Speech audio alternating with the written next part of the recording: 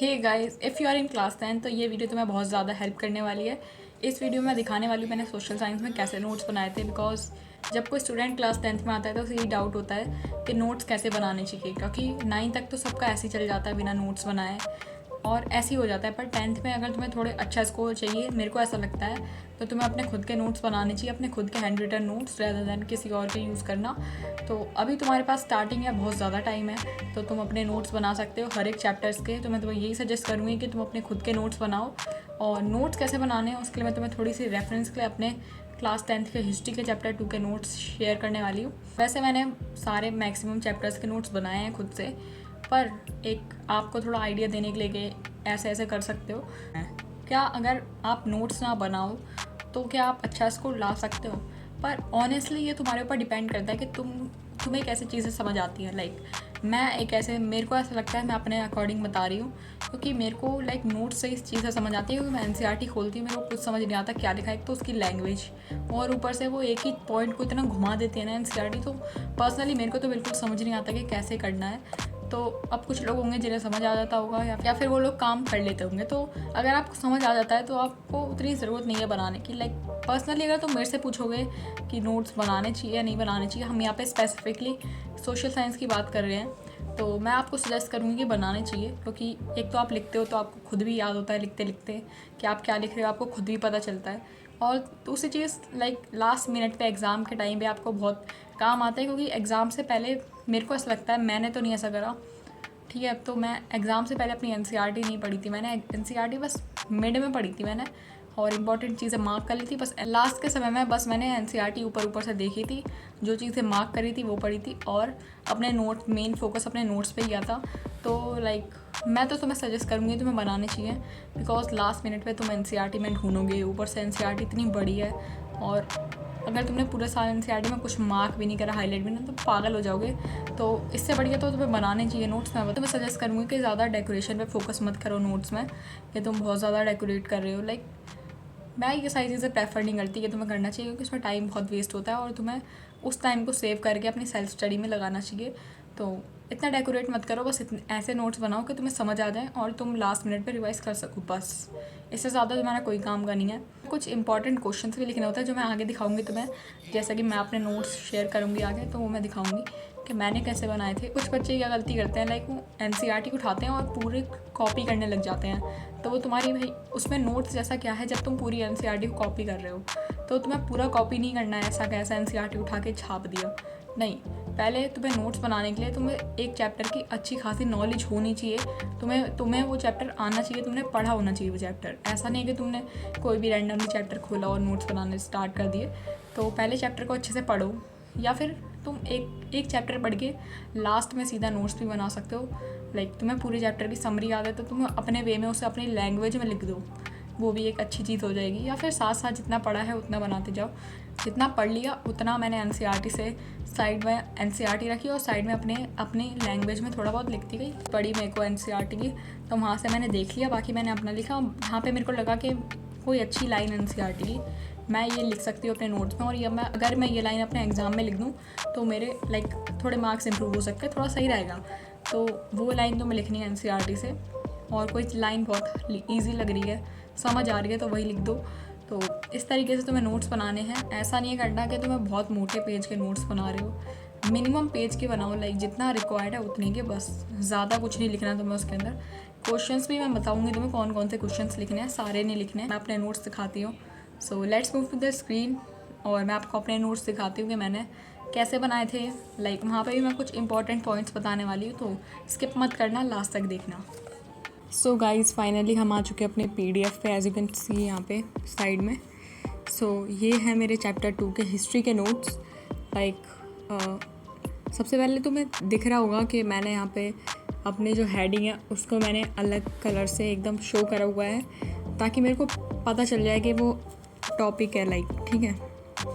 और तुम्हें यहाँ पे जब भी मैं पढ़ती हूँ नोट्स वगैरह, तो मैं अपने पेंसिल से बहुत गंदे कर देती हूँ, बट स्टिल यहाँ पे मैंने बहुत कम गंदे कर रखे हैं। यूजुअली मैं बहुत ज़्यादा गंदे कर देती हूँ अपने नोट्स, तो तुम्हें दिख रहा होगा। और तुम्हें यहाँ पे एक चीज़ और दिख रही होगी कि मैंने यहाँ पे मैंने अपने कीवर्ड्स को कैसे हाईलाइट करा हुआ है, कैसे अंडरलाइन करा हुआ है। इससे बहुत ज़्यादा हेल्प होती है कि तुम्हें एग्ज़ाम में जाके कीवर्ड्स याद कि तुम्हें बार बार दिखेंगे, मैंने अंडरलाइन कर रखा है तो बार बार तुम्हारी इन पर नज़र जाएगी और वो तुम्हें याद हो जाएंगे और तुम्हें एग्ज़ाम में भी याद रहेगा कि मेरे को ये अंडरलाइन करना है, ये कीवर्ड्स हैं। तो इसलिए मैंने पहले ही कर दिए थे नोट्स में, तुम कर सकते हो।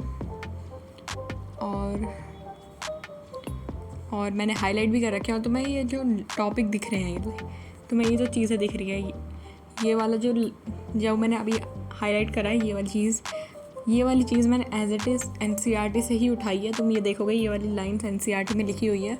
अब ये लाइन बहुत ही ईजी है और मैं ये लाइन लिख के लाऊँ, अगर मैं ये वाली लाइन अपने एग्ज़ाम में लिखूँगी तो बहुत अच्छा इम्प्रेशन पड़ेगा, बिकॉज डायरेक्ट एनसीईआरटी की लाइन्स और कुछ उतनी टफ भी नहीं है, तो मैंने यही लाइन्स डायरेक्ट लिख दी हैं।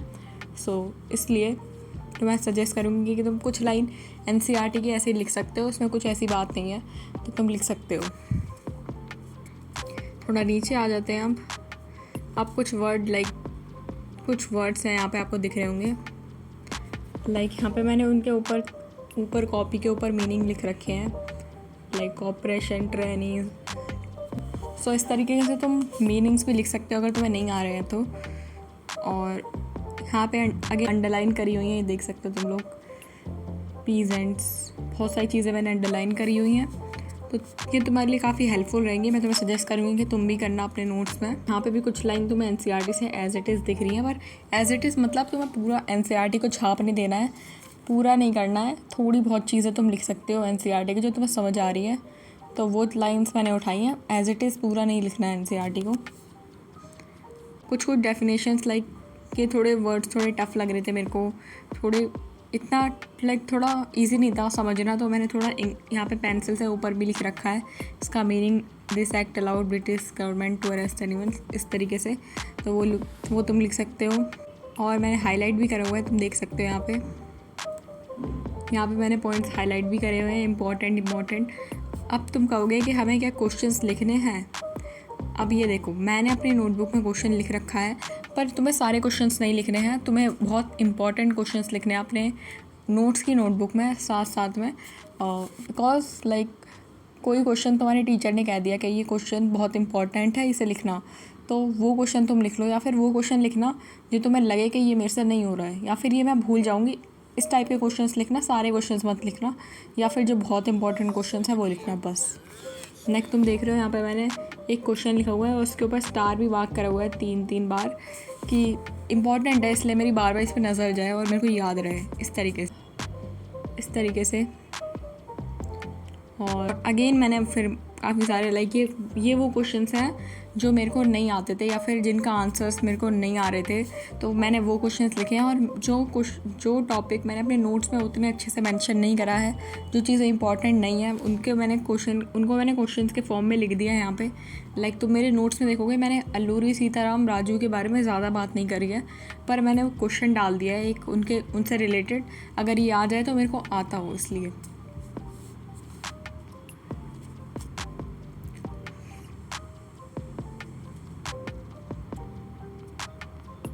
ये जो PDF है इस नोट्स की ये जो मैंने ओपन कर रखे हैं, तुम्हें पूरी मिल जाएगी डिस्क्रिप्शन में, लिंक दे रखे हैं मैंने डिस्क्रिप्शन में, वहाँ से तुम डाउनलोड कर सकते हो और प्रिंट आउट भी निकलवा सकते हो अगर तुम्हें चाहिए तो। और अगेन यहाँ पे मैंने देखो थोड़ा ऊपर एक्सप्लेन भी करा हुआ है, क्योंकि मैंने पॉइंट्स में उतना अच्छे से लिख नहीं रखा, बहुत कम लिख रखा है, इसलिए मैंने थोड़ा सा अपने आप को समझाने के लिए मैंने थोड़ा ऊपर भी लिख रखा है, यहाँ पे भी लिख रखा है, देखो।